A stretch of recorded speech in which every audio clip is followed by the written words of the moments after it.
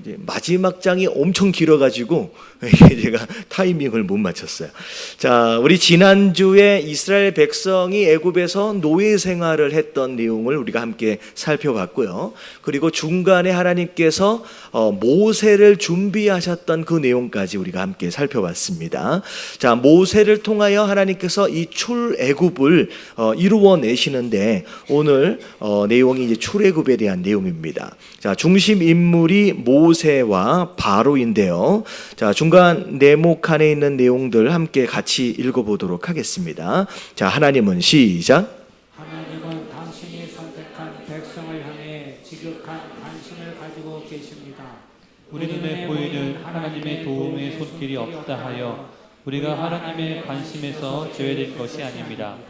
400여 년 동안 다른 나라의 지배 속에서 지내온 이스라엘 백성들을 향한 하나님의 사랑은 이스라엘 백성들이 생각한 것보다 더 깊습니다. 하나님은 이미 이스라엘의 고통을 알고서 그 고통에서 이스라엘 백성을 구원하시기 위해 한 사람 모세를 보이지 않게 오랫동안 준비시키고 계셨습니다. 바로의 궁정에서 40년, 그리고 외로운 광야에서 40년, 또한 80년을 준비시키시며 구원의 그날을 위해 기다리고 계셨습니다. 다만 이 백성들은 그 사실을 모르고 있었을 뿐입니다. 네, 하나님은 약속하시고 그 약속을 이루시기 위해서 여러 가지 상황과 인물들을 통하여 준비하고 계셨지만 실제로 당사자인 이스라엘 백성들은 그렇게 하나님께서 그 약속을 이루어가고 계시는지에 대해서 모르고 있었다라는 거죠. 어떻게 보면 이런 거예요. 우리가 태양이 항상 떠 있는데 낮에 떠 있잖아요. 중간에 이제 구름이 끼면 태양이 안 보여요.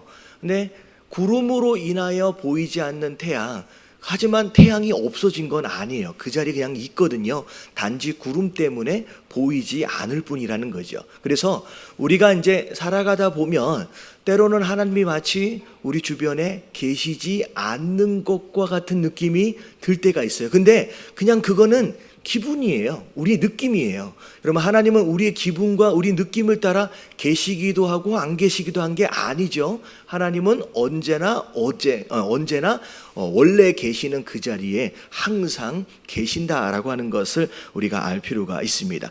다만 내가 느끼지 못하고 모르고 있었을 뿐이라는 거죠.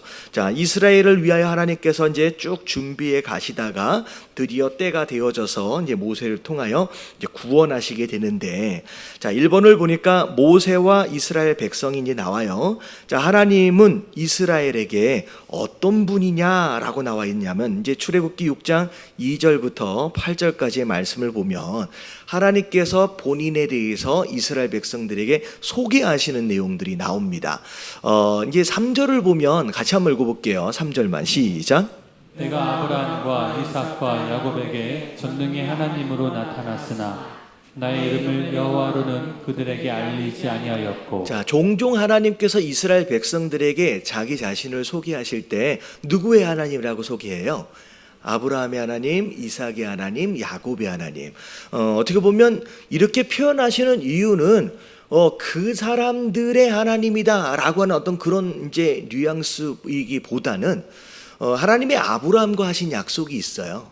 그리고 그 약속이 어디로 이어져요? 이삭에게로. 그리고 그 약속이 또 야곱에로 이어지거든요.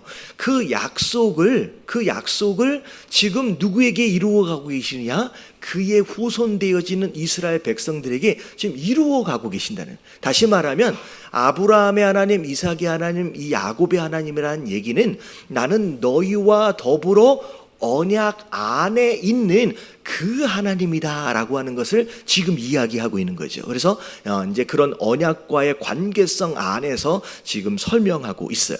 그리고 나서 5절서부터 쭉 나오는 내용들을 보면 이런 내용이에요. 지금 너희가 종살이하면서 고통받고 있는 것을 내가 안다 모른다.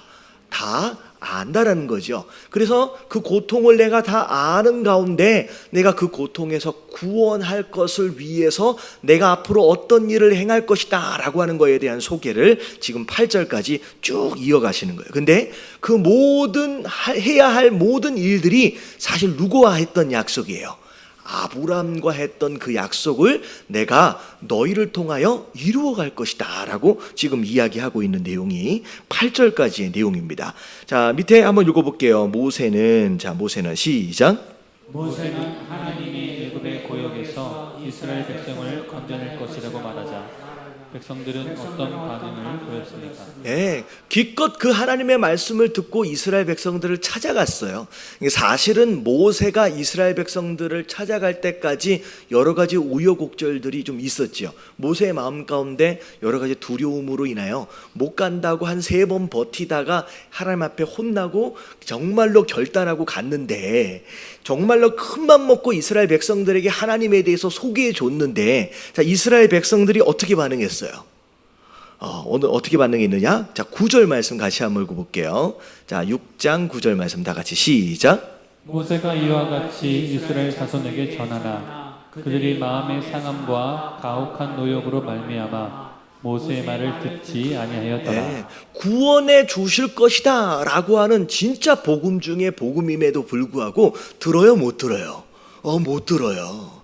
이게 이제 지난주에 함께 나눴던 말씀 가운데 하나가 뭐냐면, 하나님은 우리에게 끊임없이 말씀하고 계시는 분이에요. 근데 그 말씀하심을 듣는 자가 있는가 하면 또 듣지 못하는 자가 있다라는 거죠. 이 하나님 말씀하시지 않고 침묵하시는 게 아니라는 거예요. 근데 듣지 못하는 여러 가지 이유들이 지난주에 제가 2가지로 좀 설명을 드렸는데, 자, 이제 3일 정도밖에 안 지났어요.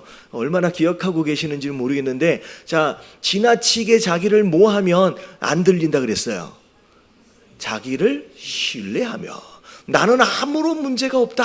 아무런 문제가 없다라고 너무 신뢰하게 되면 하나님이 뭐라고 말씀하셔도 듣지 못하게 된다라고 말씀을 드렸고요. 또 어떤 경우가 있다 그랬어요? 지나치게 또 자기 계획을 세우고 자기가 원하는 것을 너무 지나치게 붙들고 있으면요, 그 외에 다른 하나님의 계획과 음성들을 들을 수 없는 상태가 되나요? 특별히 오늘 같은 이 이스라엘 같은 경우에는 너무 지나치게 고통 가운데 있다 보니까 그냥 그것에 대한 불평과 원망으로만 가득 차 있는, 하나님 뭐라고 말씀하셔도 그 이외에 하나님 말씀이 이제 들어지지 않고 있는 상황이 벌어졌다라는 거죠. 자, 그래서 팁을 이렇게 볼게요. 이스라엘 백성은 다 같이 시작. 이스라엘 백성은 너무 오래 기다리며 고통이 심한 관계로 모세의 말을 듣지 않았습니다. 그러나 하나님은 아브라함과 이삭과 야곱과 맺은 언약을 기억하고 계셨습니다. 하나님은 약속을 끝까지 지키십니다. 하나님은 언약에 따라 일하시고 구원하십니다. 반면 이스라엘은 언약을 잊어버렸습니다.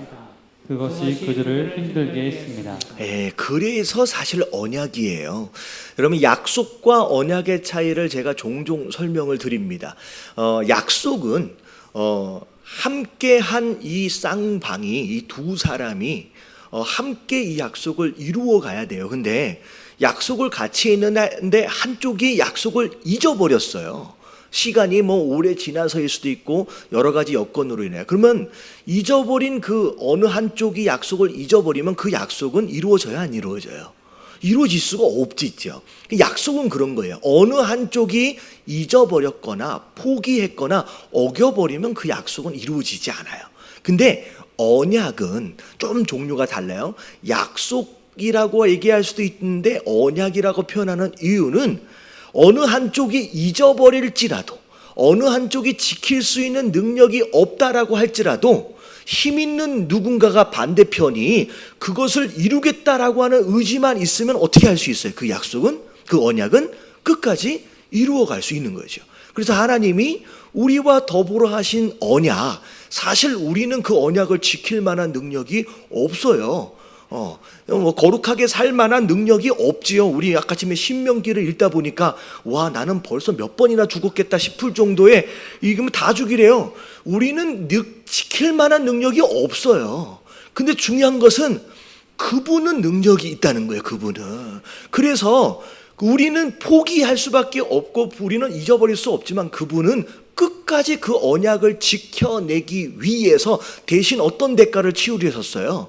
예수 그리스도의 목숨의 대가를 지불하시고 그 언약을 끝까지 지켜내셨다라는 거죠. 그게 약속과 언약의 차이입니다. 그래서 비록 이스라엘 백성들은 언약을 잊어버렸지만 하나님은 잊지 않으시고 계속 지켜가고 계셨다는 거죠.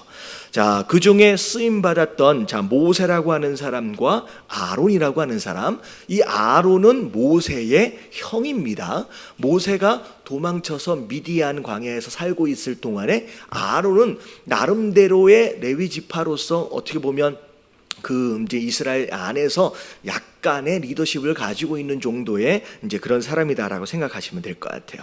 자, 근데 이제 질문을 한번 보면 한번 읽어볼게요. 시작. 모세와 아론은 바로 앞에 나가기 전에 이미 바로의 반응에 대해서 하나님의 예언을 듣고 알았는데 그 내용은 무엇입니까?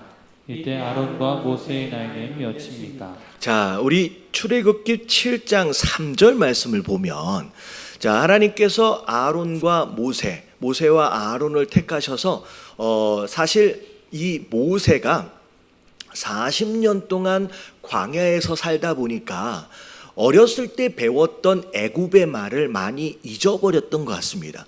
그러다 보니까 애굽에서 바로 앞에서 뭐라고 대언을 하는데, 이게 말을 하는 데 있어서 굉장히 좀 불편함을 좀 느꼈던 것 같아요. 그래서 하나님께서 형이었던 아론을 대언자로 세우시는 거예요. 대언자로. 그리고 나서 모세가 전하는 것을 아론이 통역을 하는 어떤 그런 형태로 이제 일을 하게 되죠. 그런데 하나님께서 모세에게 뭐라고 말씀하시는지를 보면 내가 아론을 통하여 그렇게 일을 할 텐데, 자, 7장 3절 같이 한번 읽어볼게요. 시작. 내가 바로의 마음을 완악하게 하고 내 표징과 내 이적을 애굽 땅에서 많이 행할 것이나 4절까지. 바로가 너희 말을 듣지 아니할 터인즉 내가 내 손을 애굽에 뻗쳐 여러 큰 심판을 내리고 내 군대 내 백성 이스라엘 자손을 그 땅에서 인도하여 낼지라. 자, 이게 하나님께서 이 모세와 아론이 바로를 만나기 전에 하셨던 말씀이에요. 그럼 우리가 잘 알아야 될 게 뭐냐면 이제 애굽에서 행하셨던 10가지 기적, 어떻게 보면 10가지 재앙, 이게 우리가 첫 번째 이렇게 했더니 바로가 말을 안 들어요. 이게 안 되겠네. 그럼 두 번째 했더니 또 말을 안 들어요. 그러다가 세 번째, 네 번째, 다섯 번째 가다가 10번째까지 강한 것으로 했더니 이제서야 말을 듣는구나. 그래서 탈출했구나. 여러분, 이런 형태가 아니에요. 여러분, 하나님은 이미 모세를 보내시기 전에 바로가 말을 듣지 않을 거를 알았어요, 몰랐어요? 아셨어요. 심지어 10번째까지 가실 것에 대해서 해도 안 돼서 10번째까지 간 게 아니라 그 모든 10번째까지를 하나님이 이미 계획 안에 두고 계셨다라고 하는 거죠. 그래서 우리는 하나님은 뭘 하다 안 되면 계획을 바꾸시고 뭐 이런 분이 아니라 그냥 완벽하게 계획을 세워두시는 가운데 그걸 철저하게 이루어가고 계신 분이다라고 하는 걸 우리가 이해할 필요가 있습니다. 그래서 완악하게 될 것이다 라고 하는 걸 미리 알려주셨어요. 근데 이 중간에 보면 모세가 하나님 앞에 하소연하는 장면이 나와요. 얘가 왜 말을 안 듣습니까? 근데 잘 생각해보면 분명히 처음에 뭐라 그랬어요? 분명히 말을 안 들을 거다라고 이야기하셨음에도 불구하고 모세는 중간에 좀 어려워지니까 하나님 앞에 가가지고 하소연하는 내용들이 나와요. 우리도 신앙생활할 때 이런 종류가 많이 있습니다. 분명히 하나님 말씀하셨어요. 근데 딱 닥치면 그게 기억이 나요, 안 나요? 그때는 안 나는 거예요. 분명히 비가 올 때가 있을 것이다 라고 말씀을 들었어요. 분명히 시험 들 만한 일들이 벌어질 거다라고 하는 말을 들었어요. 봉사하다가 누군가 마음 상하는 일이 있을 것이다 라고 말씀을 통해 들었어요, 안 들었어요? 수도 없이 들었잖아요. 근데 실제로 그 일을 딱 경험하고 나면 그 일이 기억이 나요, 안 나요? 안 나요. 그리고 심지어 기억이 나도 뭐라고 변명해요? 나는 그런 믿음 없는 사람이야 하면서 그걸 포기하고 싶은 마음이 올라온다는 거죠. 그래서 우리가 잘 알아야 될 게 뭐냐면 하나님은 우리에게 이미 다 말씀해 주셨어요. 여러분 이 말씀하시는 것을 들으시고 그 상황이 되었을 때 떠올릴 수 있는 지혜가 우리 안에 좀 있어야 될 줄로 믿습니다. 이 분명히 하나님 말씀하셨던 내용이에요. 자, 팁 한번 읽어볼게요. 모세가 시작. 모세가 행하는 재앙은 하나님의 이름을 나타내기 위해서입니다. 애굽 사람이 여호와인 줄 알게 하기 위해서입니다. 그러나 바로는 강팍해서 하나님이 표적을 믿지 않을 것이라. 마음이 강팍하면 아무리 표적이 일어나도 믿지 않습니다. 그러나 마음이 겸손하면 표적이 없어도 믿게 됩니다. 아론과 모세가 80살이 넘었다는 것은 인간의 힘이 아닌 하나님의 능력으로 바로 앞에 서는 것을 의미합니다. 비록 늦게 시작해도 하나님이 붙잡으면 위대한 일을 할 수 있습니다. 누구에게든지 늦은 시간이란 없습니다. 예, 여러분들 강팍한 마음을 가지고 있는 사람은요, 하나님이 아무리 표적과 이적들을 보여주셔도요, 그걸 믿지를 않는데요. 근데 어떤 사람은 그걸 믿어요. 겸손한 사람은 믿어요. 여러분 제가 이거 잠깐 설명을 드리면, 여러분 하나님이 우리가 뭐가 필요한지를 아실까요? 모르실까요?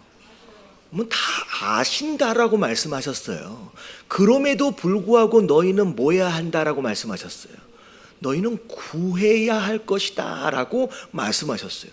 이게 참 어떻게 보면 논리적으로 맞지 않는 내용입니다. 아니 이미 다 알고 계신다라고 한다면 그냥 알아서 채워주면 될 걸 왜 굳이 꼭 기도하고 구해야지만 또 주신다라고 이야기하실까? 여러분 기도하도록 하신 이유가 있어요. 자, 이유가 뭘 것 같아요? 이유가 뭐예요? 왜 기도해야지만 주세요? 다 아신다면서. 여러분 기도하지 않는 자는 그래서 그냥 알아서 채워지는 것을 그냥 경험해 온 자들은요, 지금 공급되어지고 있는 이 모든 상황들이 누가 주시는 것이다라는 걸 몰라요. 여러분 하나님이 주신다라는 걸 몰라요. 그냥 알아서 채워지고 있기 때문에 그냥 누가 잘하는 줄 알아요? 자기가 잘하는 줄 알아요. 그래서 하나님이 알아서 채워주고 싶어도 그냥 알아서 채워주고 있으면 자기가 다 잘나서 자기가 잘해서 채워지고 있는지 착각하게 되는 거예요. 근데 기도하는 자는 응답되었을 때 이건 하나님이 주시는 거구나 라고 하는 것을 안다는 거예요. 근데 어떻게 보면 응답은 누구만이 누릴 수 있느냐? 기도한 사람만이 누리는 거예요. 예전에 제가 그런 말씀 드린 적이 있잖아요. 어떤 사람이 다리가 아파가지고 다리를 잘라야 되는 상황이 벌어졌는데 아내가 그렇게 목사님한테 와가지고 좀 기도 좀 받아라, 마지막 소원이다. 그래서 막 억지로 가서 목사님한테 기도를 받았어요. 근데 실제로 자르기 직전이었어요. 근데 자르기 직전에 목사님한테 기도를 받고 나서 그 다음날 다리가 펴졌어. 그때는 그분이 뭐라 그랬는지 알아? 그 아내는 함께 기도했던 그 아내는 하나님이 역사하셨다라고 믿는데 그 남편은 억지로 끌려갔던 그 남편은 뭐라고 얘기해요? 창피하게 내가 하루만 더 참았으면 그냥 나았을 걸. 여러분 이게 사람의 마음이에요. 그러니까 기도한 자는 응답을 아는데 기도하지 않는 자는 우연이라고 생각하는 거예요. 그래서 하나님이 일부러 의도적으로 기도하도록 하시고 중간중간 채워주시는 거예요. 그래서 관계성을 계속 이어가시는 거예요.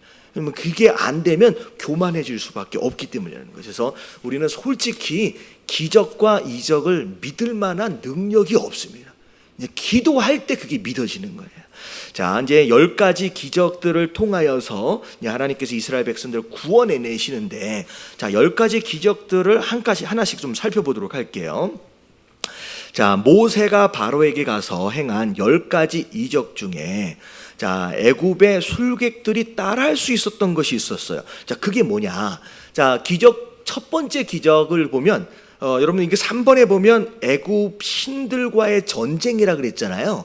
10가지 기적을 이제 재앙들을 사실 잘 살펴보면 이 10가지가 사실 애굽이 섬기고 있는 신들을 대표한다고 생각하시면 돼요. 그래서 이 신들은 어떻게 보면 의지하는 대상일 수도 있고 두려워하는 대상일 수도 있는 거예요. 그래서 그들이 섬기고 있는 신, 근데 그 신들을 하나님께서 심판해 가시는 것이 이 10가지 재앙인데, 자, 첫 번째 재앙이 뭐였어요? 이 애굽이 이집트가 가장 숭배했던 신들 가운데 하나가 뭐냐면 나일강이었습니다. 사실은 이 애굽이라고 하는 땅이 그렇게 비옥한 땅은 아니에요, 원래. 근데 나일강이 남쪽에서 북쪽으로 흘러 들어오면서 그 나일강으로 인하여서 여러 가지 산업이 가능해진 거예요. 비옥한 땅이 된 거죠. 그래서 이 애굽에게 있어서 이 나일강은 그 어떤 신과도 비교되어질 수 없을 만큼 가장 강력한 신이었습니다. 근데 첫 번째 기적이 무엇이었느냐? 자, 모세가 이제 나일강에다 딱 대니까 어떻게 됐어요? 그 나강이 피로 변해버렸어요. 이게 첫 번째 심판이었어요. 이 첫 번째 재앙이었죠. 자, 근데 이 나일강을 피로 물들게 하는 기적을 누가 또 따라했어요? 그 애굽에 있는 술객들이, 마법사들이 함께 따라했습니다. 자, 그리고 두 번째 기적이 뭔지 아세요? 두 번째 기적. 자, 두 번째 기적이 이제 개구리가 나일강에서 올라와서 온 천지를 이제 다 뒤엎게 되는 그런 상황이 벌어지죠. 그러면 이것도 술객들 중에 이제 술객들이 이제 따라하게 됩니다. 근데 한번 잘 생각해 보세요. 나일강을 피로 만들었어요. 근데 이걸 따라해요. 개구리가 막 올라왔어요. 난장판이 됐어요. 근데 이걸 따라해요. 여러분, 이게 따라한 게 잘한 거예요? 잘못한 거예요? 자, 이해가 안 가세요? 여러분, 나일강이 피로 만들어졌다. 그러면 술객들은 뭐 해야 돼요? 다시 나일강이 온전하게 만들어야지 유익이 되는데, 바보처럼 피로 만들어서 못 먹게 된 물에다가 또 피로 만드는 거예요. 그러니까 어떻게 보면 따라하기는 했는데 별로 도움이 안 되는 애들. 개구리가 올라왔으면 어떻게 해야 돼요? 아니, 개구리를 없애줘야지요. 그게 술객의 이제 일인데 오히려 개구리를 더 많이 올라오게 해가지고 더 문제를 만드는, 하여튼 약간 바보 같은 어떤 그런 짓을 이제 하게 됩니다. 하지만 자, 거기까지만 그들이 여러 가지 뭘 써가지고 따라할 수는 있었습니다. 자, 그 다음에 이제 세 번째 기적이 무엇이었는지, 자, 이 세 번째서부터는 따라할 수가 없었죠. 자, 무엇이었느냐? 티끌을 날리니까 이 티끌이 이가 됐어요. 자, 이가 됐어요. 자, 그랬더니, 자, 이 요술사가 19절에 뭐라고 얘기했는지 보세요. 그때부터 시작. 요술사가 바로에게 말하되 이는 하나님의 권능이니이다 했으나 바로의 마음이 완악하게 되어 그들의 말을 듣지 아니하였으니 여호와의 말씀에, 이때야 비로소 지금 모세가 행하고 있는 기적이 누구로부터 온 거다? 하나님께로부터 온 거다라고 하는 것을 세 번째 기적서부터 이제 인정하게 됩니다. 자, 이제 팁을 한번 읽어볼게요. 애굽의 시작. 애굽에 내린 10가지 재앙은 애굽을 관장하고 있는 다신들을 의미합니다.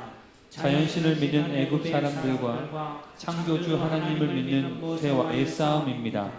일종의 애굽 신과 하나님이 버리는 신들의 전쟁입니다. 오늘날에도 자연과 물질의 신을 믿는 사람들이 많이 있습니다. 인간의 술수는 잠시 동안은 통합니다. 어느 정도는 흉내를 낼 수 있습니다. 그러나 시간이 지나면 거짓이 드러납니다. 술객들은 재앙을 자신들이 행하지 못함을 보고 하나님의 능력이라고 고백을 하지만 바로는 끝까지 강탁하여 듣지 않습니다. 심지어 술객마저도 하나님의 능력이다라고 이야기했지만 끝까지 바로가 이제 듣지 않게 되죠. 자, 이제 이적을 행할수록 바로는 잠깐 순종하는 모습을 봐요. 왜냐하면 그것으로 인하여 두려움, 그것으로 인하여 애굽이 망해가는 모습을 보면서 이제는 보내줘야 되겠다, 이스라엘 백성들을 내줘야 되겠다라고 하는 마음이 중간중간 들어오지만 또 지나가니까 또 다시 거부하는 그런 것을 몇 번이나 반복을 하게 되죠. 자, 이제 오른쪽 위에를 보면 자, 3번서부터 10번까지의 쭉 내용들이 나오는데 요걸 10가지 재앙을 제가 좀 설명을 좀 드릴게요. 여러분, 이게 다 이어집니다. 자, 이어져요. 자, 첫 번째 재앙이 뭐라고 얘기했어요? 나일강이 피로 변해요. 자, 나일강이 피로 변했다라고 하는 건 더 이상 이게 마실 수 없는 물이 되어진 거고요. 그리고 그 물 자체가 이제 냄새가 나면서 부패하기 시작하는 거예요. 그러면 여러분 땅에 이제 이게 뭐예요? 그 뭐죠? 강이 피로 변해서 썩기 시작했다라고 한다면 안에 있는 물고기는 어떻게 됐을 것 같아요? 그냥 다 죽은 거예요. 그러니까 일단은 어업 자체가 망해버립니다. 물고기를 다 잡아낼 수가 이제 다 죽어버린 거예요. 근데 물고기는 물속에서 죽지만 여기서 썩은 물에서 튀어 올라올 수 있는 게 있어요. 그게 누구예요? 그게 개구리인 거예요. 그러니까 두 번째 재앙이 개구리인 이유가 뭐냐면 물이 썩어서 물고기는 물속에서 죽어버렸지만 튀어 올라올 수 있는 개구리는 나일강 안에서 다 튀어 올라온 거예요. 그게 이제 연결이 되면서 개구리가 이제 함께 올라오게 됩니다. 그리고 나서 개구리가 올라와서 어떻게 돼요? 여러분 이게 다 죽고 썩어버립니다. 그러니까 어떻게 되냐면 이 수백 마리가 아니죠. 수천 마리 수만 마리의 개구리들이 온 사방에서 죽고 또 그게 썩기 시작하면서 뭐가 생기기 시작하는 거예요. 세 번째가 이가 시작되게 되는 거예요. 이. 자, 이게 이제 세 번째가 이가 이제 생기기 시작하는 거예요. 그리고 나서 그 이와 더불어서 그 위에 뭐가 끼기 시작해요? 이제 파리가 끼기 시작하는 거예요. 그러니까 이게 얼마나 냄새나고 더러운 환경이 되었느냐라고 하는 것을 우리가 알 수 있는 대목입니다. 그래서 네 번째 재앙이 파리예요. 세 번째 재앙이 이고요. 그런 다음에 파리가 득실득실하고 아주 위생 상태가 안 좋아지는 상황이 되어지니까 그때부터 사람들이 뭐에 걸리기 시작했어요? 전염병에 걸리기 시작합니다. 그래서 다섯 번째가 전염병으로 연결이 되는 거예요. 전염병. 자, 전염병으로 연결이 되면서 그때 사람이 면역력이 약해지고 막 하면 그 전염병을 지나서 여섯 번째 또 뭐가 생겨요? 자, 이제 종기가 생깁니다. 그래서 이 여섯 번째까지는 어떻게 보면 나일강이 피로 변하는 것으로 인하여서 이게 연결해서 일어나는 이 재앙들이다라고 이제 생각을 하시면 될 것 같아요. 자, 종기까지 일어나는 것이 이제 여섯 번째예요. 자, 그리고 나서 이제 7번서부터는 하늘에 대한 심판이에요. 자연재해가 이제 임하게 됐는데, 자, 7번이 이제 뭐가 떨어지기 시작했어요? 자, 우박이 떨어지기 시작합니다. 자, 일단은 나일강과 관련되어 있는 모든 산업이 이제 완전히 망했고요. 그리고 땅 위에 있는 농작물이 문제가 생기는 거예요. 우박이 다 떨어져서 집도 망가졌을 뿐만 아니라 지금 경작하고 있는 모든 농작물들이 전부 다 꺾어지는 일들이 이제 벌어지는 거죠. 그래서 자, 7번에 보니까 이제 우박이 떨어지게 되고, 자, 우박으로 인하여 망쳤어요, 농사를. 근데 잔잔하게 남아있는 이 식물들을 뭐가 와서 먹어버려요? 7번, 이제 8번이 메뚜기가 와가지고 이 남아있는 풀들을 다 먹어버립니다. 그러니까 이 메뚜기가 오는 곳으로 말미암아 뭐가 다 망한 거예요? 나일강 위에 있는 모든 육지의 산업이 다 망해버린 거예요. 그러니까 애굽이 이 10가지 재앙으로 인하여서 모든 산업이 다 망해버려요. 다 망해버려요. 그리고 나서 이제 메뚜기가 끝나고 나서 9번째가 뭐예요? 이 애굽이 가장 숭배했던 신들 가운데 하나가 뭐냐면 하늘에 있는 태양신이었어요. 이 태양이 빛을 잃어버리게 됩니다. 자, 잃어버리게 되고 거기서 이제 흑암이 있게 되는데 이 흑암이 며칠 동안 있었느냐면 3일 동안 있게 됩니다. 근데 우리 잠깐 중간에 설명을 좀 안 드렸는데, 자, 다섯 번째 재앙서부터 이제 전염병의 재앙서부터는 하나님께서 이스라엘 백성들과 애굽 백성들을 구별하셨어요. 그래서 애굽 백성들은 전염병에 막 걸리는데 이스라엘 백성들은 비슷한 상황임에도 불구하고 전염병에 걸리지 않도록 만드시고, 그리고 뭐 종기나 우박이나 메뚜기도 이스라엘 지역에는 이제 없는, 하나님께서 구별하시는 그런 내용들이 나옵니다. 심지어 흑암조차도 애굽인들이 살고 있는 지역에는 깜깜한데 저 어떻게 됐어요? 이스라엘 백성들이 살고 있는 고센 땅에는 그냥 빛이 있었어요. 저는 이제 그 장면을 보면서 되게 궁금한 게, 이렇게 걸어가다가 갑자기 확 깜깜해졌다가 이렇게 발발하는 이런 일이 이제 그런 중간 지점이 혹시나 있었을 것 같은 그런 생각도 들어져요. 근데 하나님께서 이스라엘 백성과 애굽 백성들을 이제 구별하시는 내용이 나옵니다. 자, 마지막 10번째 재앙이 이제 중요한데, 자, 이게 무슨 재앙이냐면 장자가 죽는 재앙입니다. 이게 첫 번째 난 아들, 첫 번째 난 새끼가 가장 귀한 것이었거든요. 이게 이제 이어지는데, 자, 밑에 팁 한번 같이 한번 읽어볼게요. 하나님은 시작. 하나님은 강팍한 바로의 마음을 움직이는 방법으로 10가지 재앙을 모세를 통하여 내렸습니다. 그럼에도 불구하고 바로는 잠깐 순종하는 듯하다가 자고 나면 거부하면서 하나님의 요구를 계속 거역했습니다.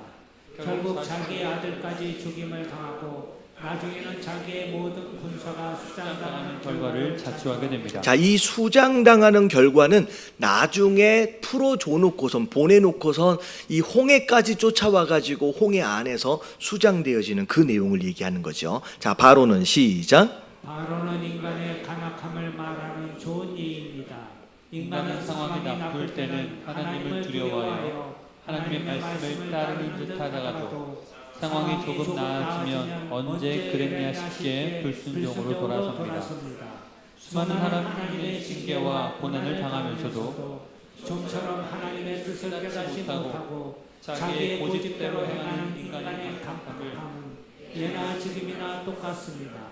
혹시 나에게도 바로에게는 강팍함과 고집은 없습니까? 자, 이 바로의 모습을 통하여 우리의 죄성을 돌아볼 필요가 있습니다. 특별히 이 마지막 10번째 재앙이었던 장자가 죽는 재앙은 특별한 의미가 있습니다. 자, 5번을 보니까 장자의 죽음과 유월절인데, 자, 10번째 재앙은 애굽뿐 아니라 이스라엘에게도 내린 모든 사람을 향한 재앙이었습니다. 이스라엘 사람들은 어떻게 해서 이 마지막 10번째 재앙 그것을 이길 수 있었느냐.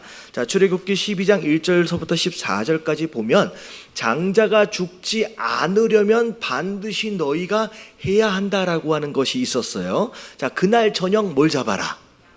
어린 양을 잡아라 라고 그랬어요. 그리고 어린 양을 삶지 말고 구워서 함께 가족들과 함께 먹는데, 그 양을 잡는 것으로 인하여서 이제 받아낸 피를 어디에 바르래요? 이게 우리 문이 어떻게 생겼냐면요, 그 옛날 어르신들이 어디 문이 있으면 이렇게 어디 서지 말라 그랬잖아요. 문지방에 서지 말라 그랬잖아요. 지방은 이 밑에 있는 게 지방이에요. 그리고 양쪽에 있는 게 설주예요. 좌우설주. 그리고 위에 있는 게 뭐예요? 이게 인방입니다. 지방, 인방, 설주가 되는 거예요. 근데 하나님께서 그 피를 어디에 바르라? 좌우 설주와 인방에다가 바르라는 거죠. 여기서 이야기하고 있는 이 어린 양이 결국 누가 되시는 거예요? 신약 시대로 넘어오면 예수 그리스도가 되신. 그리고 어떻게 보면 발려진 그 피가 예수님께서 지고 가신 그 십자가의 보혈이다라고 생각하시면 되겠습니다. 첫 번째 아들이 죽는다. 이 첫 번째 아들은 모든 아들을 다 대표하는 그 인물이에요. 근데 이게 이제 죽는다라고 하는 것은 인생은 결국 우리의 죄로 인하여서 죽을 수밖에 없는 운명이잖아요. 근데 살 수 있는 방법을 하나님께서 어린 양을 준비하셨는데, 그 어린 양이 누구라는 거예요? 예수 그리스도. 그 보혈의 피로 인하여 우리가 죽을 수밖에 없었는데 우리가 대속되어짐으로 말미암아 살 수 있는 기회를 얻었다라고 하는 것이죠. 이게 어떻게 보면 구약에서 신약에 오실 그 예수님과 그 보혈에 대해서 이게 미리 이제 그림자처럼 미리 보여주시는 대목이다라고 생각하시면 될 것 같아요. 자, 팁 한번 읽어볼게요. 이스라엘 백성은 시작. 이스라엘 백성은 10번째 죽음의 무서운 재앙을 피하기 위하여 하나님이 제시하신 유월절을 지킵니다. 지금도 이스라엘 백성들은 이것을 기념하여 대대로 유월절을 지키고 있습니다. 유월절에 양의 피를 각 집의 문설주에 바르는 것은 구원의 상징입니다. 구원은 집단적인 것이 아니라 개인적입니다. 유월절에 이스라엘 백성들은 각 가족대로 그 가족을 위하여 어린 양을 취했습니다. 잠자는 가족 중에 한 사람만 있습니다. 그 가정의 문지방에 어린 양의 피가 발라져 있을 때 죽음의 사자가 넘어가게 됩니다. 내가 피를 볼 때 너희를 넘어가리니 유월 재앙이 너희에게 내려 멸하지 아니하리라. 자, 이거 보면 그 중간에 뭐 네 번째 재앙서부터는 이제 이스라엘 백성들과 애굽 백성들을 이제 구별하셨잖아요. 근데 마지막 이 10번째 재앙만큼은 사실 애굽 사람, 이스라엘 사람 구별되지 않아요. 심지어 이스라엘 사람이다라고 할지라도 이 말씀을 믿지 않고 피를 바르지 않았다라고 한다면 어떻게 돼요? 그냥 그 다음날 그냥 죽는 거예요, 장자가. 하지만 비록 애굽 사람이다라고 할지라도 그 임방과 설주의 피를 바르면, 믿고 순종하여 바르면 어떻게 되는 거예요? 사는 거예요. 그러니까 구원을 받는다라고 하는 것은 혈통을 따라 그것을 따라 받는 게 아니라 뭘 따라 받는 거예요? 믿는 것을, 믿음을 따라 받는 것이라는 거죠. 그래서 이제 나중에 보면 출애굽을 할 때 이스라엘뿐만이 아니라 많은 수의 애굽 백성도 따라 나오게 됩니다. 근데 이게 따라 나오게 된 배경이 또 뭘까? 아마도 이 말씀을 믿고 순종했던 자들, 그래서 그 구원이 뭔지를 경험했던 자들은 애굽에 더 이상 있을 수가 없겠죠. 하나님을 믿고 따라 나오게 되는 이런 일들까지가 이제 벌어지게 되는 거죠. 자, 죽음은 시작. 죽음은 인간의 힘으로 해결할 수 없는 것으로 오직 어린 양의 피가 있는 가족만 죽음에서 해방될 수 있습니다. 6월절의 어린 양은 예수 그리스도를 상징합니다. 오늘 나에게도 예수 그리스도의 피가 없으면 영원히 죽게 됩니다. 죄를 지은 인간은 하나님의 영원한 심판을 면치 못합니다. 그러나 어린 양의 피인 예수님의 피가 있으면 우리는 하나님의 심판에서 제외됩니다. 하나님의 구원은 오직 피를 보고 넘어갑니다.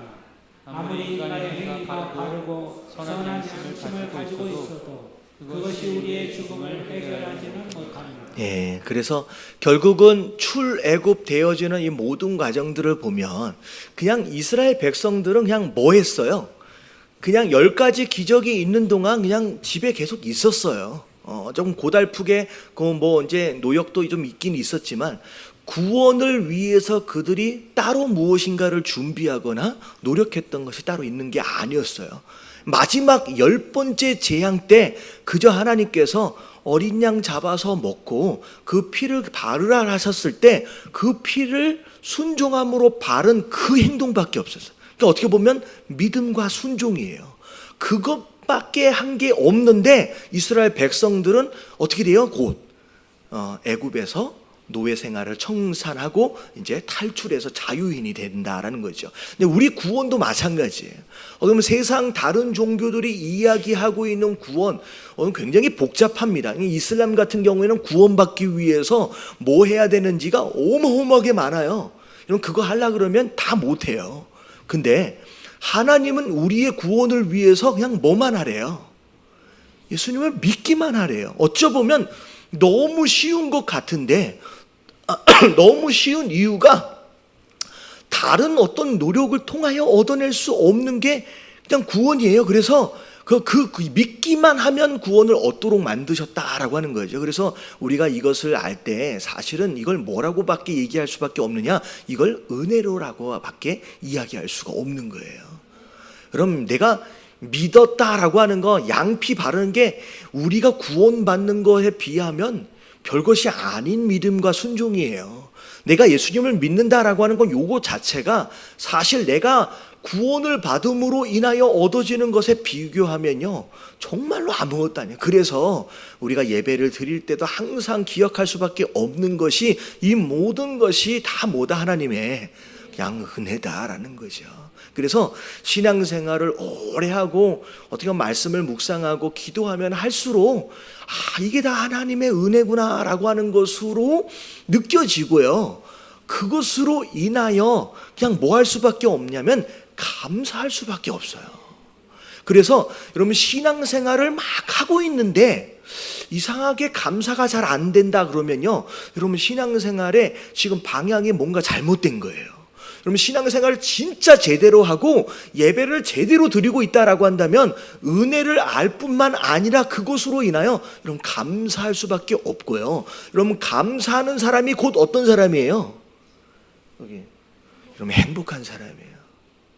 여러분 진짜 행복하기 원하신다라고 하는 것은 여러분 은혜를 아는 것에서부터 시작이 되는 거예요. 그럼 다 하나님의 은혜인 줄로 믿습니다. 옆에 계신 분들에게 인사 한번 해주세요. 다 하나님의 은혜입니다. 이게 얼마나 큰 은혜예요. 우리가 은혜 때문에 산다라고 하는 걸 기억하시면서 매일매일 감사하시며 행복을 누리시는 저와 여러분들 되시길 주님의 이름으로 축원합니다.